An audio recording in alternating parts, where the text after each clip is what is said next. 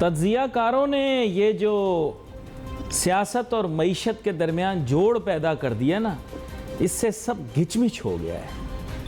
अब मसला ये है कि कोई भी माशी तज्ज़िया करने जा रहा है तो वो सियासी वजूहात बयान कर रहा है। हमारा काम और ज़्यादा मुश्किल हो गया, लेकिन चलो कोई बात नहीं। बिज़नेस, इकोनॉमिक्स और फाइनेंस पे बात करने वाले लोग सियासत के मुतल्लिक गैर सियासी जायज़ा ज़रूर दे सकते हैं। मैंने आप लोगों को कोई तकरीबन 10 दिन पहले कहा था कि एक हफ्ते बाद हालात अक्सर तब्दील हो जाएंगे। हो गए। कहाँ धरने की बातें हो रही थी, जीना होगा, मरना होगा, धरना होगा, वो भी मामला सारा फिजल आउट हो गया। अब बात आ गई इस पर कि जनाबे वाला किसी दिन भी इस्तीफे दे देंगे, लेकिन वो मामला तो आगे बढ़ा दिया कि जी 21 दिसंबर को होगा। अच्छा, ये मैं आपको अंदर की जेन्युइन बात बता रहा हूँ कि फवाद चौधरी साहब मीडिया पर आकर तो ऐसे ज़ाहिरी तौर पर बता रहे हैं जैसे इमरान खान साहब और पीटीआई के नुमाइंदे वही हैं, लेकिन पार्टी के अंदर शायद उनके साथ हर चीज़ शेयर नहीं की जा रही। ये मैं बड़ा क्लियर बता दूँ। मीडिया वाले किसी भी सियासतदान को अपनी डार्लिंग बना लेते हैं, फिर वो समझते हैं कि साहब ये जो बात कर रहा है ये सही कर रहा है। अब वज़ीर इत्तलात होने के नाते मीडिया वालों के उनसे ताल्लुकात हैं और उनको भी शौक़ है थोड़ा वो ख़बरों में रहें, लेकिन बात यह है कि उनके पास हकीकी ख़बर नहीं है, उनके पास इनसाइड न्यूज़ बिल्कुल नहीं। आपने देखा शहबाज गिल भी गायब हो गए, वो भी मंजरनामे से गायब हैं। अगर आप चेक कर रहे होंगे, मेरी बातों को गौर से समझिएगा। अब इमरान खान साहब के जहन में क्या चल रहा है और आगे चल के मुल्क की सियासत किस समझ जाएगी, वही हमारे मुल्क की मईशत का तयन करेगी। ठीक है ना। दूसरी तरफ हुकूमत का क्या प्रोग्राम है, क्या एजेंडा है, वो क्या है। अच्छा, सीधा सीधा आपको बता देता हूँ, वक्त मेरे पास कम है, इतनी लंबाइयों में नहीं जा सकती। बात सीधी सी ये है कि तस्फिया हो गया है, कॉम्प्रोमाइज़ हो चुका है, अंदरूनी खाना कॉम्प्रोमाइज़ हो गया है, डायलॉग शुरू हो गया है। पहले कहा गया इनके साथ नहीं बैठेंगे, इनके साथ बात नहीं करेंगे, अब अंदरूनी खाना मामला ये हो गया कि बात करेंगे। पहले उनकी तरफ से भी ये था कि गैर मशरूत बात करेंगे, शराइत कबूल नहीं करेंगे, फ़लाँ से बात करेंगे, फ़लाँ से नहीं करेंगे। अब हुकूमत भी कह रही है कि साहब आप शर्त रख लो, बात कर लो। अंदर की जो बात बता रहा हूँ, हुकूमत के माने ये है कि Noon league, sorry taken words back, थोड़ा इसको करेक्ट कर लें। नून लीग कह रही है कि डायलॉग शुरू करें, बात करें। अब पीडीएम का जहाँ आप जिक्र आता है, पीडीएम अलहदा चीज़ है। वज़ीर आज़म मुल्क का है शहबाज शरीफ, वो करेगा बातचीत, ही इज़ एम्पावर्ड। पीडीएम की बहुत फिल्मजी सी पॉलिटिकल पावर है, बड़ी स्ट्रेट फॉरवर्ड आपको बात बता। तो अब डायलॉग किस बात पर होगा? इलेक्शन की डेट पर। देखें, इलेक्शन फौरन रमज़ान से पहले कर देना वो उजलत में काम हो जाएगा, रमज़ान के बाद कर देना उसके माने ये कि मामला वैसे ही जून तक चला गया, मई जून तक चला गया, नताइज आते, कंपाइल होते, तैयारी। अब रमज़ान में तो कोई कंपेन नहीं करेगा ना, रमज़ान में कंपेन आधी अधूरी रह जाएगी।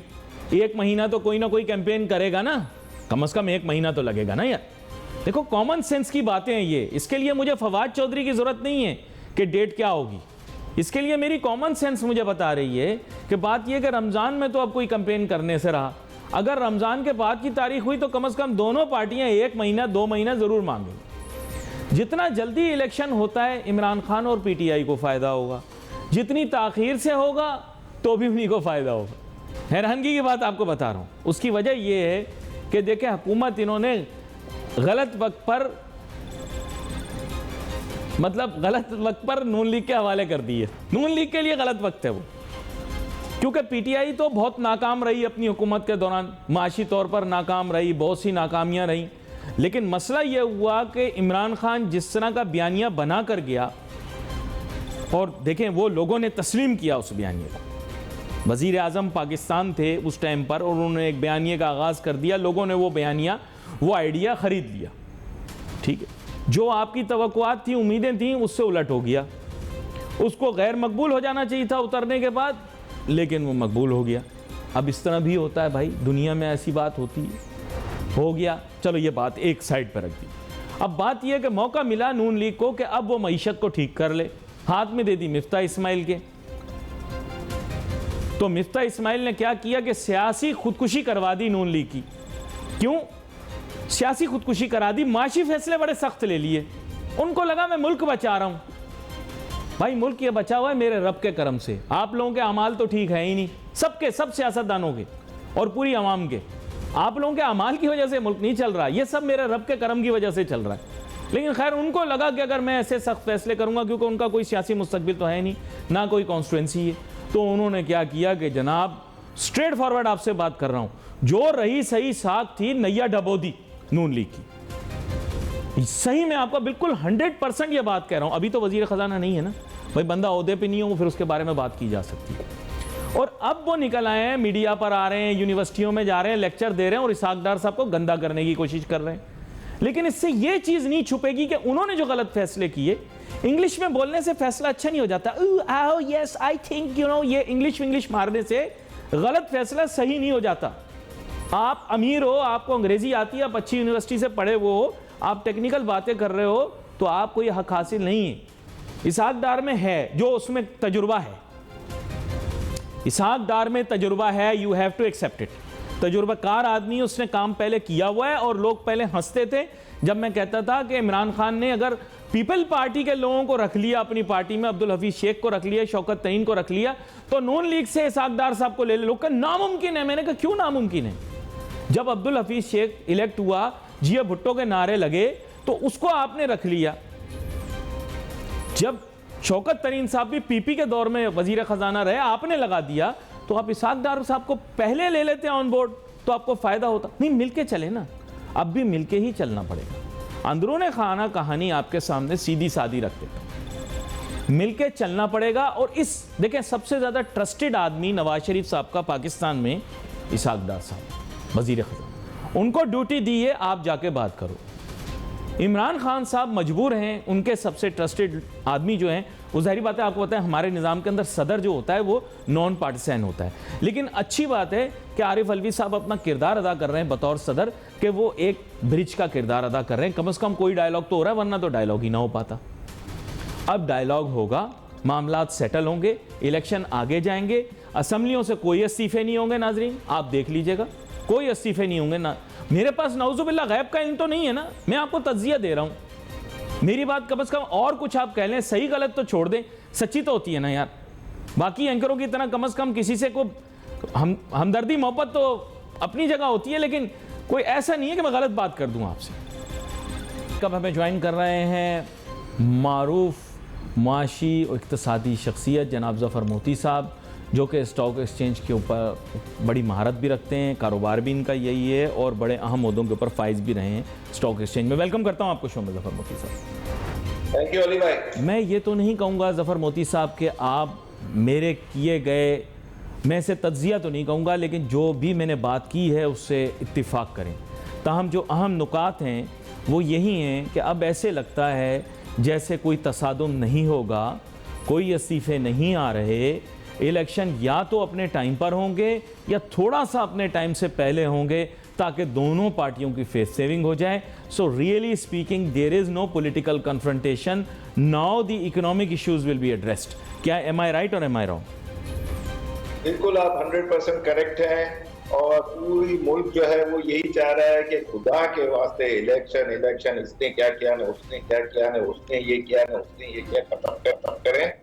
मुल्क रहेगा तो इलेक्शन हो, मुल्क नहीं रहेगा तो इलेक्शन नहीं हो। और मुल्क को रहने का एक ही तरीका है कि इकोनॉमिकली हम लोग दोबारा खड़े हो।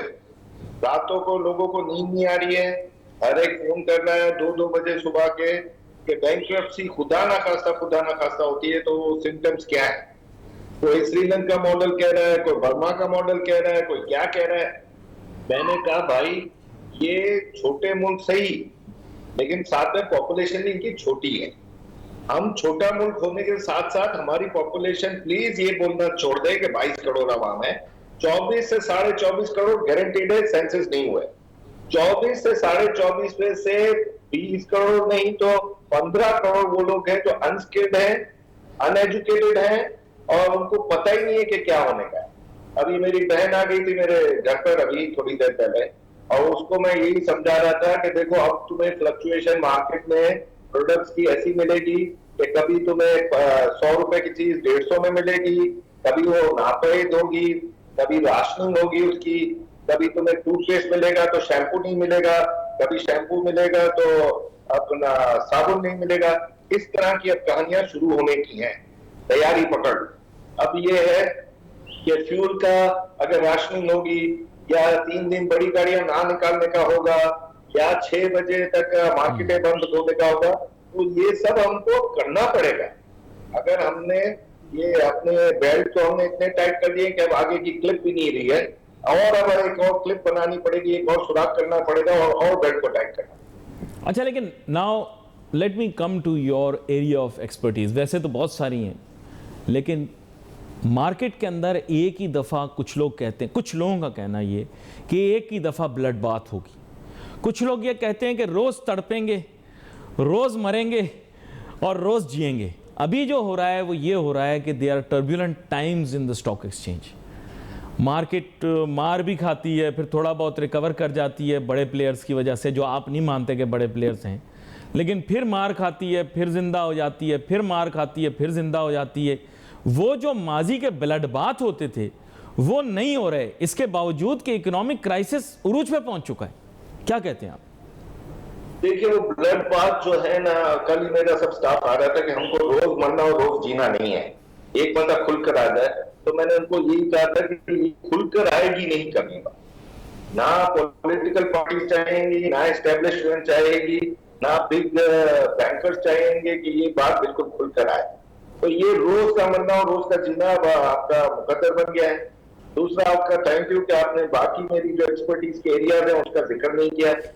तीसरा ये है कि मैं जो हूँ ये सोच रहा हूँ कि अब हमें लोकल करेंसी की ट्रेडिंग को किस तरह बढ़ाएं, क्योंकि ये तो अब सबको सामने आ गया है कि भाई अब परेशानियां एक इस तरह के डेवास्टेटेड कंट्री में बढ़ेंगी, और उस बढ़ने के साथ साथ जो महंगाई का आएगा। आपको याद है मैं हर प्रोग्राम में आपके कहता था कि भाई ये 8% 9% इन्फ्लेशन नहीं है, जब हालात बहुत अच्छे थे। अब तो हुकूमत खुद मान रही है, यानी मुझे किसी का कहने की जरूरत नहीं है, हुकूमत मान रही है, रेटिंग एजेंसी मान रही है, डोनर्स मान रहे हैं, सब जगह मान रहे हैं कि भाई ये जो मुल्क है ये 25 से 30% के इन्फ्लेशन पर जा रहा है। अब 25 और 30% के बीच के इन्फ्लेशन जिस मुल्क का हो हाल, और 24 करोड़ आवाम हो, जब मुझे तो समझ नहीं आता, जब सल्तनत उस्मानिया भी खत्म हो रही थी और बैंकरप्सी उसको सिक मैन ऑफ यूरोप कहा जाता था, तो अब हम एशिया के सिक मैन जो हैं वो पाकिस्तान इस सेंचुरी, वो लास्ट सेंचुरी, और जिधर जिधर सल्तनत उस्मानिया की हुकूमत थी उसके टोटल पॉपुलेशन इतनी नहीं थी जितनी सिर्फ पाकिस्तान छोटे से मुल्क में है। मैं छोटा सा मुल्क रकबे के हिसाब से बोलता हूँ। सलमान शाह, डॉक्टर सलमान शाह नाराज हो जाते थे मेरे, वो कहते थे वी शुड बी प्राउड कि हम 6th बिगेस्ट कंट्री है। मैंने कहा पॉपुलेशन के हिसाब से अगर प्राउड हो तो ये प्राउड होने की कोई फायदा नहीं है।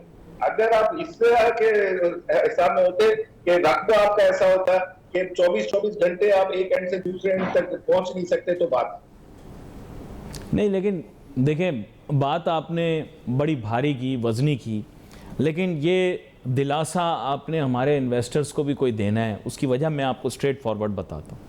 देखें, जो असल कमाई का दौर आया वो 2001 और 2008 के दरमियान आया। फिर थोड़ा बहुत मौका ज़रूर मिला 2011 के बाद। जिन लोगों ने रिकवर कर लिया अपने लॉसेस, जो घर से भी नहीं निकल रहे थे, परेशान थे, उन्होंने कुछ अरसा कर लिया। चलो, दे हैव समहाउ स्टॉर्म के अंदर से वो निकल गए। लेकिन अब आप मुझे बताएं ना, आप लोगों की तो बिल्कुल लुक्रेटिव ही नहीं रही मार्केट, कोई आ ही नहीं रहा। प्रॉपर्टी वाले अमीर से अमीर तरीन होते जा रहे हैं, स्टॉक वाले जितना कमा लिया था उसको बस खा रहे हैं, या फिर वो भी कंस्ट्रक्शन में आ गए। सीधी सीधी बात है आपसे, आप देख लो, आपके जितने बड़े प्लेयर थे अब वो अपना काम थोड़ी कर रहे हैं स्टॉक का, अब तो कंस्ट्रक्शन कर रहे हैं, बिल्डिंग बना रहे हैं, सोसाइटी बना रहे हैं। फिर आप बोल रहे हो कि मार्केट के अंदर अभी भी दम है। मुझे तो समझ नहीं आ रहा कौन सपोर्ट कर रहा है इसे। नहीं, मैं इस मार्केट के दम की बात नहीं कह रहा हूं, और लोगों का राइट होता है कि अगर एक एरिया ऑफ बिजनेस खराब हो जाए तो दूसरे एरिया ऑफ बिजनेस में चले जाए। और अभी जो लुक्रेटिव बिजनेस सबको कंस्ट्रक्शन का नजर आ रहा है, तो वो हम पिकअप कर रहे हैं। वो भाई, वो कजन जो इस चीजों में पहले से थे और हमें अट्रैक्ट करना चाह रहे थे, अब हम उनकी तरफ जा रहे हैं और कह रहे हैं भाई हमें भी कुछ सिखाओ, कुछ कराओ। लेकिन ये एक, मैं हमेशा आपको कहता हूँ कि किसी भी इंडस्ट्री, एक इंडस्ट्री पूरे मुल्क में चल रही हो, बाकी सब बैठी हुई हो, तो वो बहुत खतरनाक है। खतरनाक। अभी आप हमारे इंडिया में पाकिस्तान की सबसे बड़ी होलसेल मार्केट्स हैं, जोड़िया बाजार, कपड़ा मार्केट, कागजी मार्केट, ये सब आप उधर जाए तो सही, सन्नाटा पड़ा हुआ। तो ये शो कर रहा है कि अगर फूड स्टफ में भी सन्नाटा हो जाए, अगर पेपर इंडस्ट्री में भी सन्नाटा हो जाए, अगर ये सब में हो रहा है तो there is something wrong. Liquidity crunch आ रहा है। अभी 100 बेसिस पॉइंट जो बढ़ा है और दूसरी तरफ कह रहे हैं कि हम सूद से पाक इकोनॉमी करना चाह रहे हैं, तो ये तो आप सूद की तरफ ज्यादा लेकिन आप डेवलपमेंट पे भी तो काम नहीं कर रहे। देखिए 10 साल का, देखिए आप लोगों ने एक विजन भी बनाया था, मुझे याद है, एक सोच भी बनाई थी, एक फिक्र भी बनाई थी। उससे पहले कि जब चीनों को मार्केट बेच दी, उससे पहले एक सोच बनाई थी कि लाएंगे, नए शेयर लाएंगे, जो लाएंगे। नई बडिंग इंडस्ट्रीज हैं ना, तो आप टेलीकॉम को खींच के ला सके, यहाँ पर सबसे ज्यादा नोटू वो पकड़ रहे हैं, उनको आप पूरे तरीके से नहीं ला पाए। एक की बस सब्सिडरी समझ लो तो है, लेकिन वो भी मैं नहीं कुछ कह सकता खुल के। दूसरी बात ये कि बाकी जितना देखो, ये एक रिटेल इंडस्ट्री है, उसको आपको लाना चाहिए था, लिस्टिंग करवानी चाहिए थी। बड़े बड़े प्लेयर आ गए, लोकल प्लेयर भी बन गए। रिटेल के अंदर इतना मार्जिन है पाकिस्तान के अंदर, even they need capital and money. Instead of bank they will be happy if they can sell shares. आपने बोला बड़े बड़े एसओई लाएंगे, लो हैंगिंग फ्रूट क्या कहते हैं उसे, तो वो भी कुछ डिलीवर नहीं हुआ। सर वहां पे कुछ वर्किंग तो करो, कोई शोर ही नहीं आ रहा, कोई अखबार में आर्टिकल ही नहीं छप रहा, बिजनेस का पेज खाली पड़ा हुआ है। सर कुछ डालो इसमें बोलो ये नया इश्यू आ रहा है, ये नई कंपनी आ रही है, ये फला आ रहा है, ये ग्रीन शू आ रहा है। होना नहीं चाहिए क्या? मैं वैसे पूछ रहा हूं आपसे।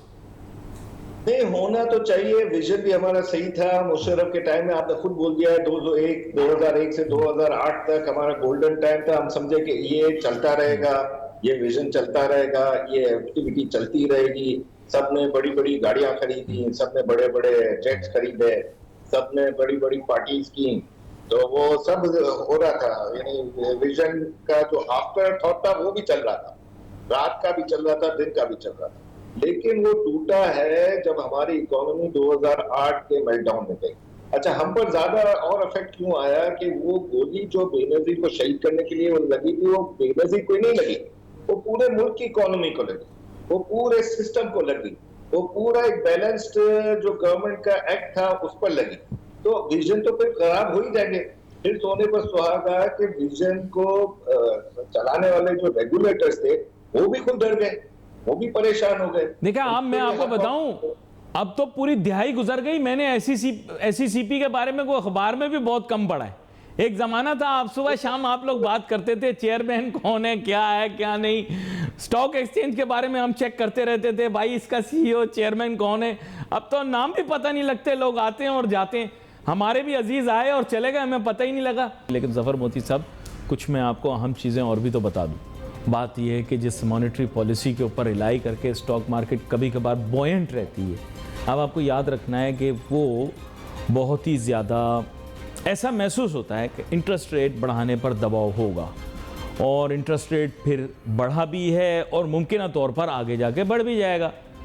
जब आपके रेट ऑफ रिटर्न नहीं होंगे तो फिर ये लेवल सस्टेनेबल नहीं है। जब ये सस्टेनेबल नहीं है तो जिद करके इसे क्यों आप उठा रहे हो? हमें पता है लोगों के पास बहुत सरमाया है, पर मेरे ख्याल थोड़ा डायनेमिक्स और साइंस गलत हो जाती है। We do something that is unnatural. क्या कहते हैं आप? पहले तो ये है कि मैं अब आपसे वो शर्त नहीं लगाऊंगा जो लास्ट टाइम मैं जीता हूं और जीते हैं बिल्कुल जीते हैं। नहीं मिला, और कंपाउंड इंटरेस्ट के साथ वो 4 लंच हो चुके हैं एक लंच से। Point taken sir. दूसरा बात ये है कि हम बात कर रहे थे कि ये इंटरेस्ट रेट बढ़ाते जाए, लेकिन ये महंगाई को कंट्रोल करने का जो जवाब ये देते हैं इंटरेस्ट रेट बढ़ाने का, वो गलत है।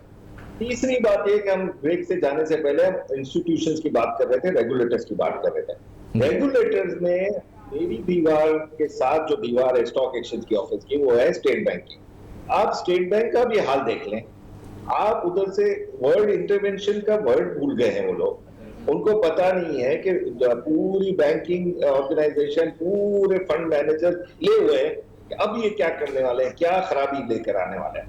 कोई उधर से भी पूछगछ नहीं है, कोई रेगुलेटर सही से काम नहीं कर रहा। एफबीआर के लिए तो उसने आईएमएफ ने हमको डांट डपट कर दी कि भाई ये क्या कर रहे हो आप लोग, किस तरह। तो आप मुझे एक रेगुलेटर जो फाइनेंशियल इंडस्ट्रीज को, फाइनेंशियल एरियाज को देखता है, उसकी वर्किंग बता दो पिछले 10 साल के अंदर।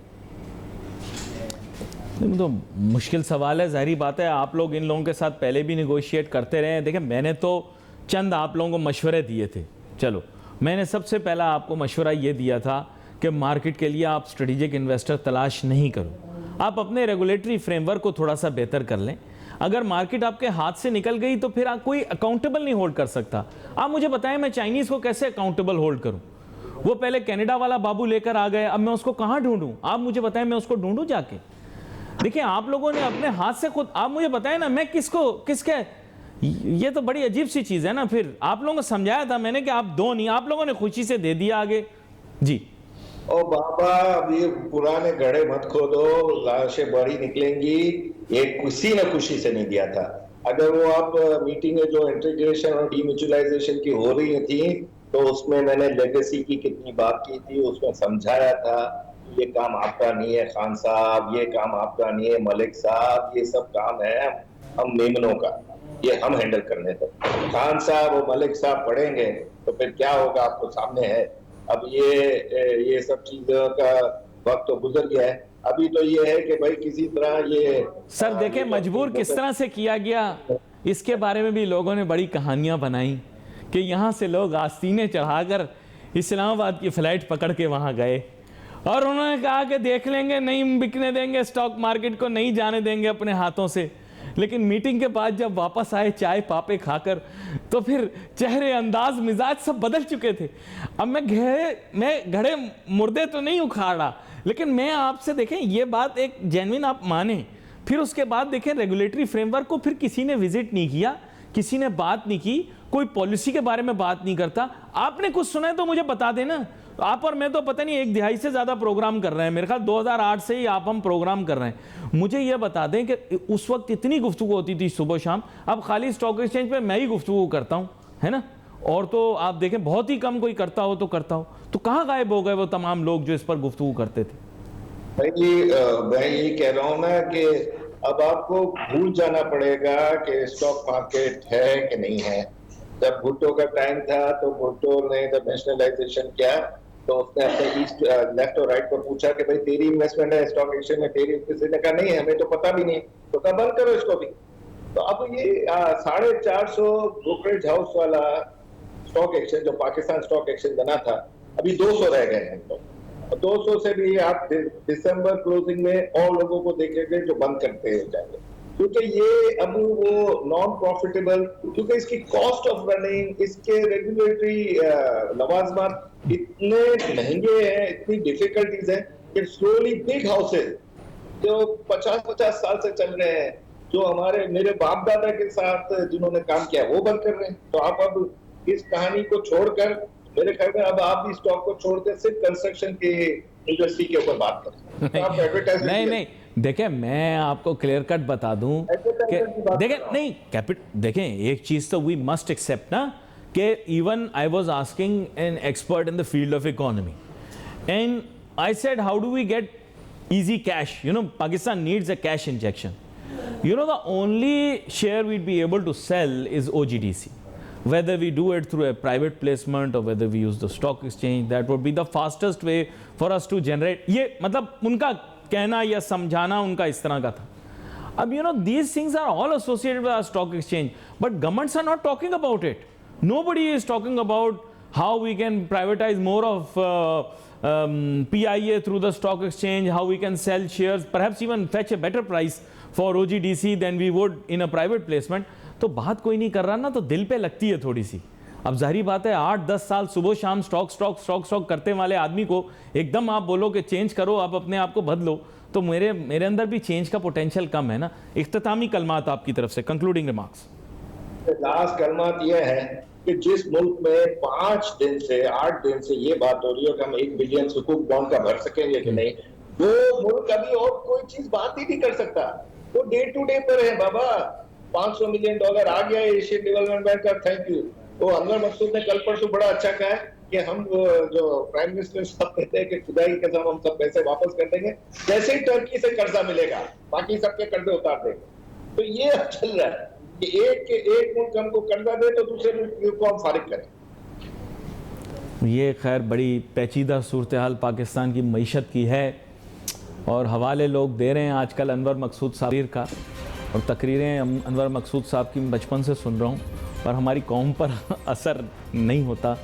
वो हमेशा आते हैं, बड़े अहम और बड़े भारी किस्म के डायलॉग बोलते हैं मुख्तलिफ महाफिल में, और शायद जो बैठे होते हैं उन्हीं को कहते हैं, उन्हीं पे कसते हैं, उन्हीं पे रखते हैं, लेकिन फ़र्क नहीं पड़ता। सवालिया निशान आप लोगों के लिए। यहाँ पर नाजरीन हमारे प्रोग्राम का वक्त ख़त्म हुआ चाहता है। We wait for your messages on Facebook. Ali Nasir my team को इजाज़त दीजिए। अल्लाह हाफ़िज़।